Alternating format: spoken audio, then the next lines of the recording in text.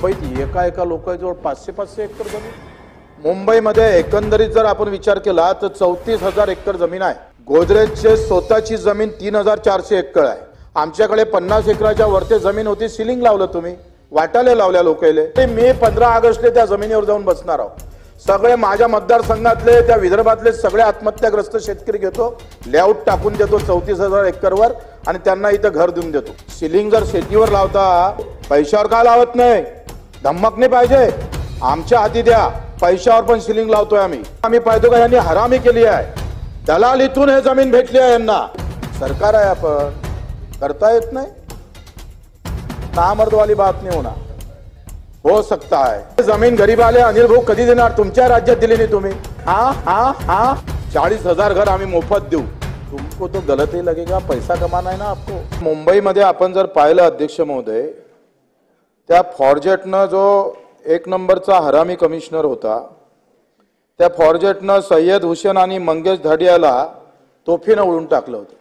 त्याचं स्मारक आपण पाहतोय CST ला आहे आणि 3 दिवस तुकडे त्याचे उचलू दिले नव्हते। हे शहीदांसोबत जे अवेलना फॉर्जेटनं केली होती त्याचे हे जे दलाल होते त्याच्यात गोदरेज पण आहे। या 6 पारसी लोकांना या फॉर्जेटनं त्याच्या पुस्तकात लिहून ठेवलंय। फॉर्जेटनं असं लिहून ठेवलंय का यांनी त्यावेळेस आम्हाला बक्षीस दिलंय आणि चांगलं काम केलं म्हणून तेव्हा त्यांचं बक्षीस त्याला या पारसी लोकांनी दिलं होतं, त्याच्यात गोदरेज आहे। मुंबईमध्ये एकंदरीत जर आपण विचार केला तर 34,000 एकर जमीन आहे। 34,000 एकर जमिनीवर गोदरेजचे स्वतःची जमीन 3,400 एकर आहे। पण डीपी प्लॅन करताना ह्या सगळ्या जमिनी आपण का लक्षात घेत नाही?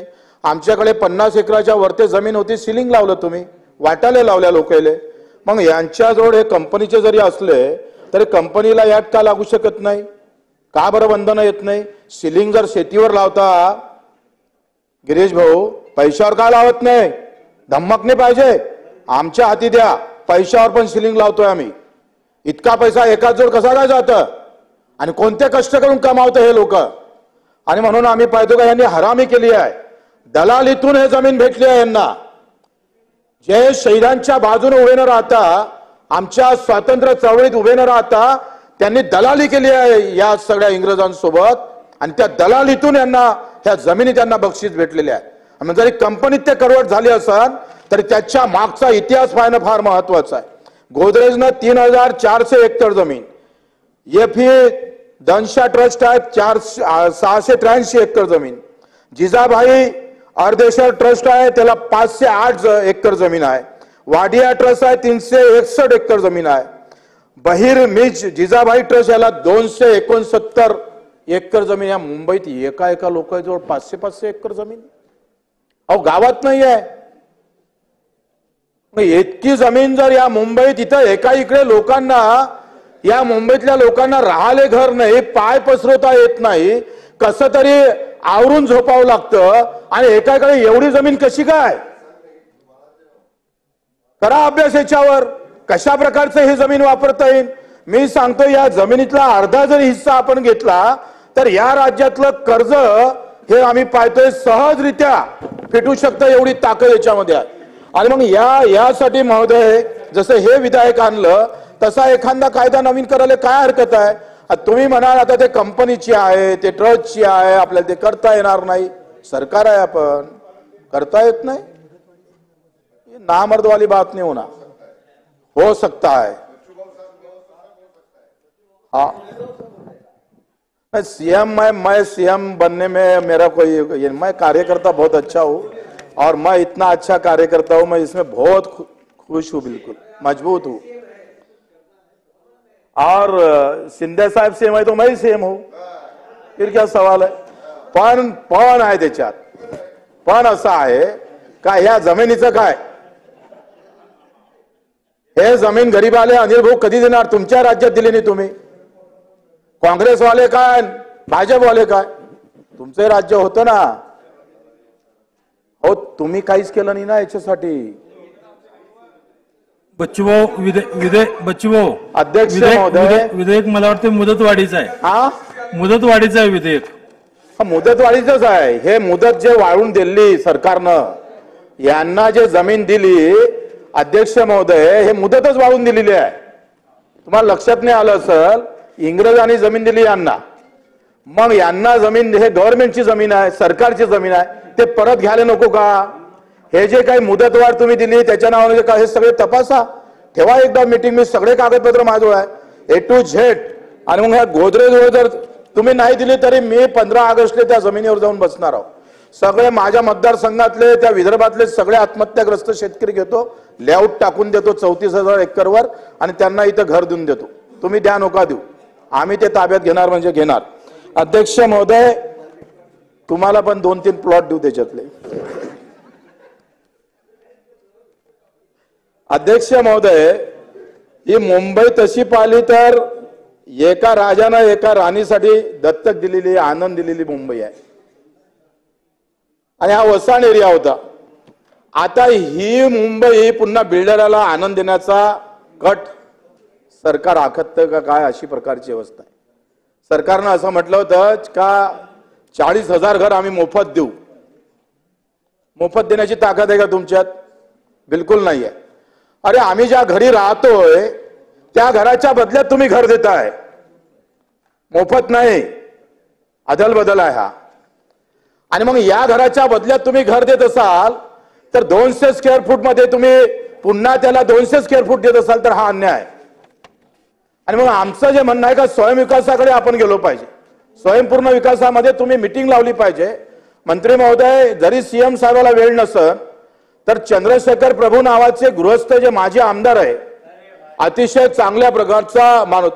तुमको तो गलत ही लगेगा, पैसा कमाना है ना आपको.